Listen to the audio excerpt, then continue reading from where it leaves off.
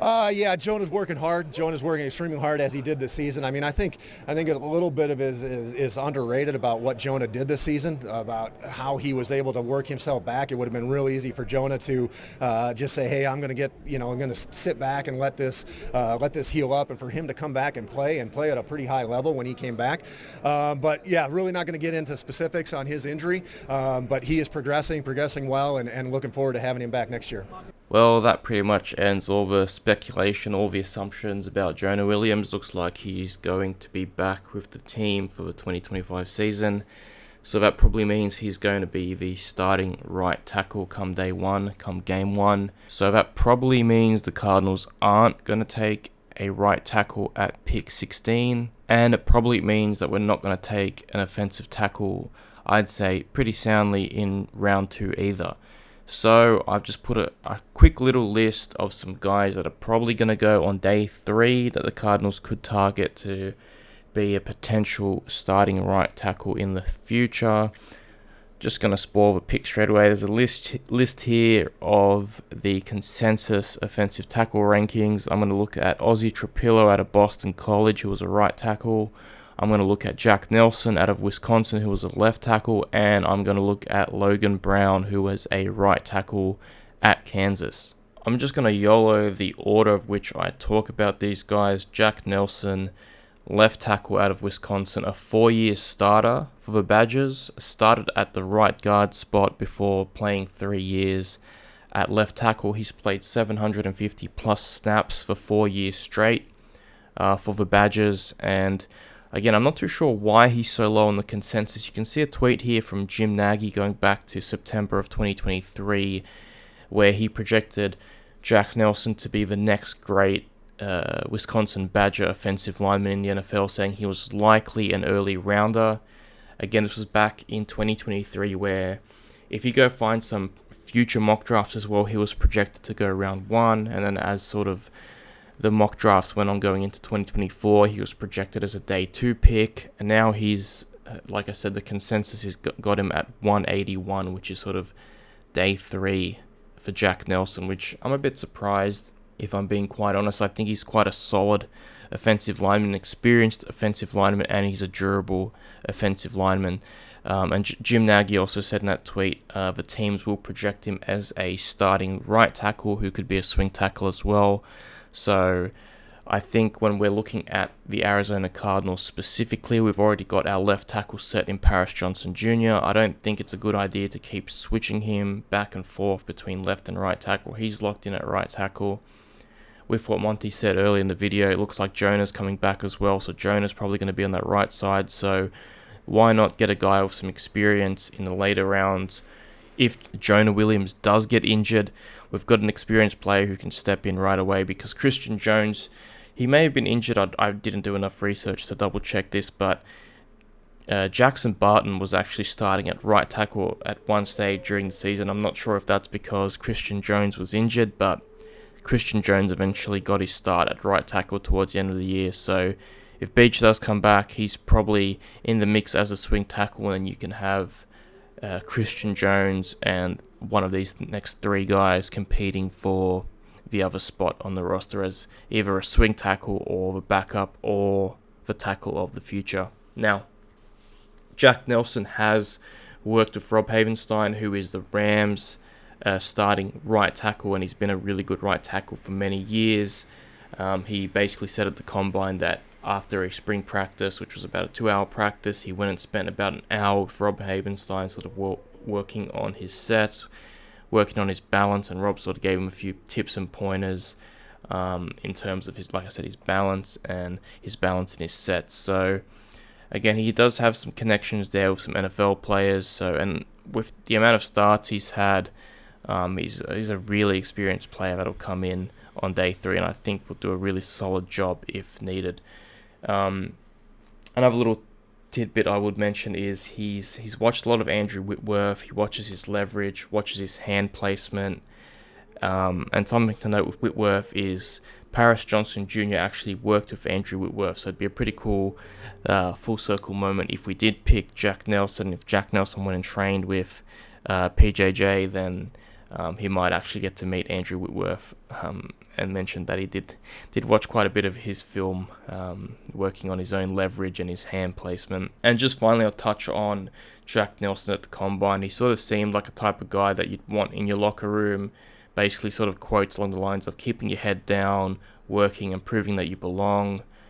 And just from his experience as well, he said he's learned how to be poised, how to be a leader, and how to adapt to different schemes, because there's a bit of changes there at Wisconsin with the coaching staff. So Jack Nelson's the first name I'm going to touch on. Again, pretty decent pass blocker, not a bad run blocker, but not the best. But again, you're getting a guy in round 3 with tons of experience, tons of snaps, not injury prone. So day 3, pick, in round 5. I'm not really complaining with a pick if it was Jack Nelson.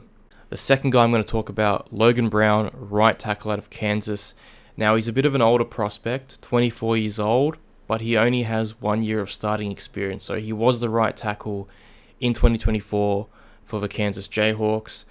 He's a former 5-star recruit, and he's very explosive and athletic, you can see from his RAS. My favorite parts of Logan Brown's game was his tenacity as a run blocker. He was great at creating holes in the run game, and he was also very good at getting to those second-level blocks in the run game. In terms of a pass protector, he was pretty decent. He was very good at picking up stunts in the pass game. However, he didn't have too many true passing sets, so it can be a bit of a red flag, especially going up against not the greatest competition. So that, coupled with his age and being a 1-year starter, I can see why he sort of slipped to that consensus ranking and being a day 3 kind of guy. But for me, I thought his tape was really fun to watch, especially as a run blocker.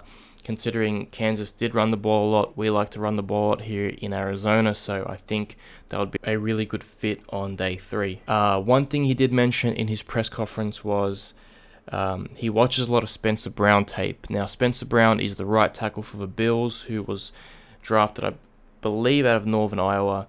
So he had a bit of a slower start to his NFL career, and now he's one of the best and most dominant right tackles in the game. Recently got a big contract extension, so Logan Brown, watching his tape, always a good thing to learn from one of the best in the league. And he was also asked in the Combine what teams were most interested in your football knowledge. And one of the teams he answered with was Arizona, so it is confirmed he has met with the Cardinals to some degree at the Combine. So again, watching his tape, sort of the comments he made at the Combine, I think this guy would be a really good fit on day 3, whether that's in round 4. I think he's due to go around that round 4, round 5 mark. So if we can get a guy like Logan Brown to come in on day 3 and sort of learn 1 year and then be the starter or maybe the swing tackle in the future, I think, again, you can't go wrong with picking an offensive lineman like this and sort of trying to get the most out of him. Like I said, he has to get a little bit stronger, I think, but in terms of a scheme fit, I think he'd be a really good fit with our run game. The last player I'm going to touch on, Ozzy Trapilo, right tackle out of Boston College, a very experienced player, a very pro-ready player. He's got over 2,300 snaps in his college career.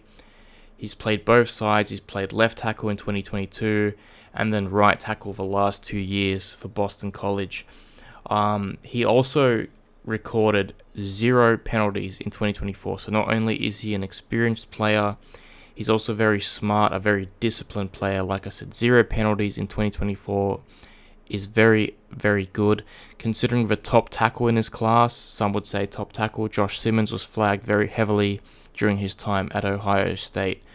Another thing to mention about Ozzy Trapilo, he does have NFL bloodlines. His dad was an offensive lineman for the Saints, I believe. He played guard. So Ozzy Trapilo, his dad played in the league. Along with the experience, the amount of reps at multiple positions, the minimal was 0 penalties in 2024. I think this guy could be a plug-and-play right tackle from day 1. If we're lucky enough to get him on day 3, now he might go in round 3, so late day 2.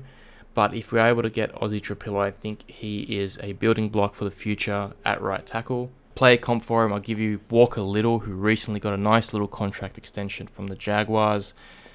He came in and competed at the Senior Bowl, showed that he can play tackle at the Senior Bowl. He came in and did his drills at the Combine, so he's shown up for the Senior Bowl, he's shown up for the Combine, Like I said, a very experienced player, a very smart player. I really liked his ability to pick up stunts at Boston College, and I thought he was a very good puller as well. At the Combine, he did speak about going against Donovan Ezeraku in practice and having great battles against Donovan in practice. So he's going up against players who will be in the league, who will be pass rushers at the next level. So going up against Donovan Ezeraku in training is another positive for Ozzy Trapilo. And again, Bill O'Brien, he said Bill O'Brien ran his training sessions similar to how the NFL runs their training sessions. So I don't think that will be a big jump for Ozzy Trapilo either. Along with that, there was a wide variety of plays in the Boston College playbook. So I think this guy, like I said, I think he's ready to go day one. I don't think he'll be the guy from day one. I think they'll still play Jonah Williams for one more year, that right tackle spot. If they bring back Kelvin Beachum, he can be that left tackle or a swing tackle. And then you've got Christian Jones as well to be either your right tackle or your future swing tackle. But I think if you do manage to get Ozzy, whether it's round 3, round 4, I think he will be the future guy at right tackle.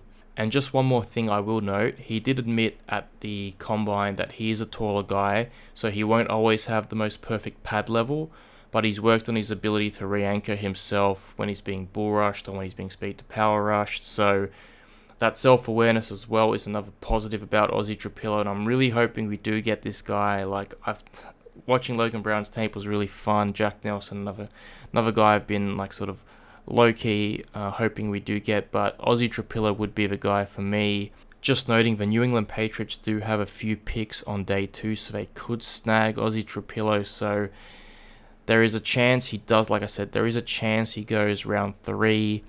There are some coaching connections to New England, and not only that, but Boston, being the college he played at, being right there where the Patriots are. So again, he could go earlier than round 4. I'm hoping we do snag him in round 3 because I think this guy has all the makings of a future right tackle. If you did stick around this long, thank you so much for watching. Plenty more content on the way. Free agency is around the corner. Leading up to the draft, I plan on making a lot more videos. So if you are enjoying the content, hit that subscribe button because there is more content coming your way. Leave a like if you enjoyed it. Thank you again for watching, and I'll see you next time.